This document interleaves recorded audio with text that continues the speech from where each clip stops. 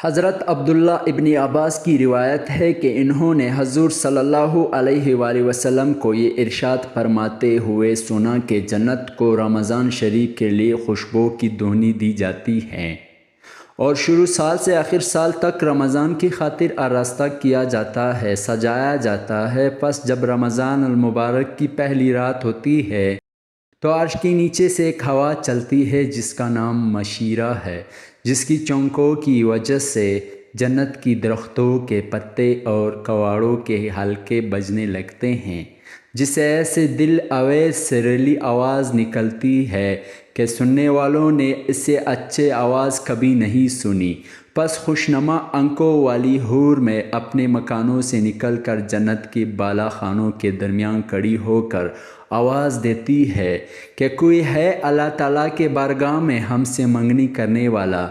حتیٰ کہ حق تعالیٰ شانہ اس کو ہم سے جوڑ دے۔ پھر وہی حور جنت کے دروازہ رضوان سے پوچھتی ہے کہ یہ کیسی رات ہے؟ وہ لبیک کہہ کر جواب دیتی ہے کہ رمضان المبارک کی پہلی رات ہے۔ جنت کے دروازے محمد صلی اللہ علیہ وآلہ وسلم کی امت کے لیے آج کھول دیے گئے۔ حضور صلی اللہ علیہ وآلہ وسلم نے فرمایا کہ حق تعالیٰ شانہ رضوان سے فرما دیتے ہیں کہ جنت کے دروازے کھول دے، اور مالک جہنم کے دروازہ سے فرما دیتے ہیں کہ احمد کے امت کے روزہ داروں پر جہنم کے دروازے بند کر دے۔ اور جبرائیل علیہ السلام کو حکم ہوتا ہے کہ زمین پر جاؤ اور سرکش شیاطین کو قید کرو، گلے میں توق ڈال کر دریا میں پھینک دو کہ میرے محبوب محمد صلی اللہ علیہ وسلم کی امت کے روزوں کو خراب نہ کرے۔ نبی کریم صلی اللہ علیہ وآلہ وسلم نے یہ بھی ارشاد فرمایا کہ حق تعالیٰ شانہ رمضان کی ہر رات میں ایک منادی کو حکم فرماتے ہیں کہ 3 مرتبہ یہ آواز دے کہ ہے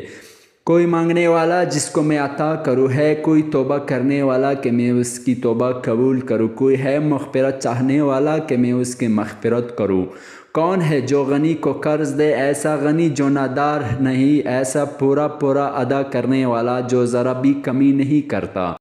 حضور صلی اللہ علیہ وسلم نے فرمایا کہ حق تعالیٰ شانہ رمضان شریف میں روزانہ افطار کے وقت ایسے 10 لاکھ آدمیوں کو جہنم سے خلاصی فرماتا ہے جو جہنم کی مستحق ہو چکے تھے، اور جب رمضان کا آخری دن ہوتا ہے تو یکم رمضان سے آج تک جس قدر لوگ جہنم سے آزاد کیے گئے تھے ان کے برابر اس ایک دن میں آزاد فرماتے ہیں۔ اور جس رات شب قدر ہوتی ہے تو حق تعالی شانہ حضرت جبرائیل علیہ السلام کو حکم فرماتے ہیں، وہ فرشتوں کے ایک بڑے لشکر کے ساتھ زمین پر اترتے ہیں، ان کے ساتھ ایک سبز جھنڈا ہوتا ہے جس کو کعبے کے اوپر کھڑا کرتے ہیں، اور حضرت جبرائیل علیہ السلام کے 100 بازو ہے جن میں سے 2 بازو کو صرف اسی رات میں کھولتے ہیں جن کو مشرق سے مغرب تک پھیلا دیتے ہیں۔ پھر حضرت جبرائیل علیہ السلام فرشتوں کو تقاضا فرماتے ہیں کہ جو مسلمان آج کی رات میں کھڑا ہو یا بیٹھا ہو، نماز پڑھ رہا ہو یا ذکر کر رہا ہو، اس کو سلام کرے اور مصافحہ کرے اور ان کی دعاؤں پر آمین کہیں۔ صبح تک یہی حالات رہتی ہے۔ جب صبح ہو جاتی ہے تو جبرائیل آواز دیتی ہے کہ اے فرشتوں کی جماعت، اب کوچ کرو اور چلو۔ فرشتے حضرت جبرائیل علیہ السلام سے پوچھتے ہیں کہ اللہ تعالیٰ نے احمد صلی اللہ علیہ وسلم کی امت کے مومنوں کی حاجتوں اور ضرورتوں میں کیا معاملہ فرمایا؟ وہ کہتے ہیں کہ اللہ تعالیٰ نے ان پر توجہ فرمائے اور 4 شخصیوں کو علاوہ سب کو معاف فرمایا۔ صحابہ نے پوچھا کہ یا رسول اللہ وہ 4 شخص کون ہیں؟ ارشاد ہوا کہ ایک وہ شخص جو شراب کا عادی ہو، دوسرا وہ شخص جو والدین کی نافرمانی کرنے والا ہو، تیسرا وہ شخص جو قطع رحمی کرنے والا اور ناطہ توڑنے والا ہو، چوتھا وہ شخص جو کینہ رکھنے والا ہو اور آپس میں قطع تعلق کرنے والا ہو۔ پھر جب عید الفطر کی رات ہوتی ہے تو اس کا نام آسمانوں پر لیلۃ الجزائر انعام کی رات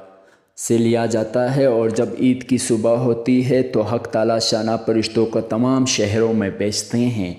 وہ زمین پر اتر کر تمام گلیوں اور راستوں کے سروں پر کھڑے ہو جاتے ہیں، اور ایسی آواز سے جس کو جنات اور انسان کے سوا ہر مخلوق سنتی ہے، پکارتی ہے اے محمد صلی اللہ علیہ وآلہ وسلم کی امت، اس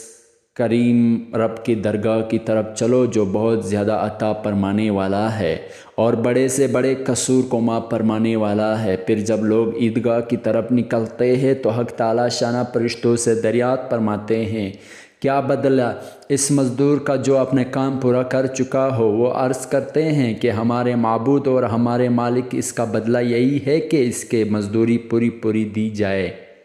تو حق تعالی شانہ ارشاد فرماتے ہیں کہ اے فرشتوں میں تمہیں گواہ بناتا ہوں میں نے ان کو رمضان کے روزوں اور تراویحوں کے بدلے میں اپنے رضا اور مغفرت عطا کر دی ہے۔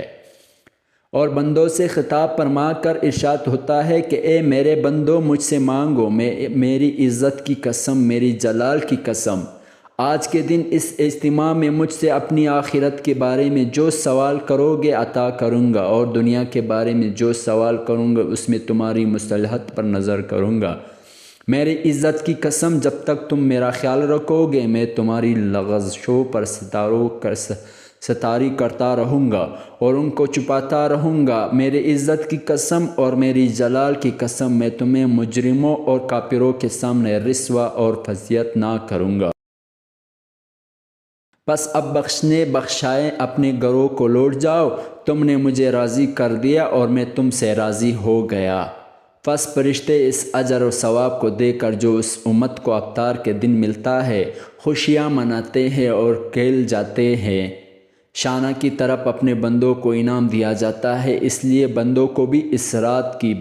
بہت قدر کرنا چاہیے۔ بہت سے لوگ عوام کو تو پوچھنا ہی کیا، خواہ اس میں بھی رمضان کی تکے ماندے اس رات میں میٹھے نیندے سوتے ہیں، حالانکہ یہ رات بھی خصوصیت سے عبادت میں مشغول رہنے کی ہے۔ نبی کریم صلی اللہ علیہ وآلہ وسلم کا ارشاد ہے کہ جو شخص ثواب کی نیت کرے گا کہ دونوں عید الفطر اور عید الاضحیٰ میں جائیں گے اور عبادت میں مشغول رہیں، اس کا دل اس دن نہ مرے گا جس دن سب کے دل مر جائیں گے، یعنی فتنہ و فساد کے وقت جب لوگوں کے قلوب پر مرونی چاہتی ہے اس کا دل زندہ رہے گا، اور ممکن ہے کہ سور پھونکنے جانے کے دن مراد ہو کہ اس کے روح بے ہوش نہ ہوگی۔ ایک حدیث میں ارشاد ہے کہ جو شخص 5 راتوں میں عبادت کے لیے جاگے تو اس کے واسطے جنت واجب ہو جاتے ہیں۔ نمبر 1 لیلۃ التراویہ 8ویں ذو الحج کی رات، لیلۃ العرفہ 9 ذی الحج کی رات، نمبر 3 لیلۃ الانحراء اور ذی الحج کی رات، عید الفطر کی رات، شب برات یعنی 15 شعبان کی رات۔ فقہاء کرام بھی عیدین کی رات میں جاگنا مستحب لکھا ہے۔ ما ثبت بانسا میں امام شافعی رحمۃ اللہ سے نقل کیا گیا ہے کہ 5 راتیں دعا کی قبولیت کی ہے: جمعہ کی رات، عید الفطر کی رات، عید الاضحیٰ کی رات اور غرائے رجب کی رات، رجب کی پہلی رات، نصف شعبان کی رات، 15ویں شعبان کی رات۔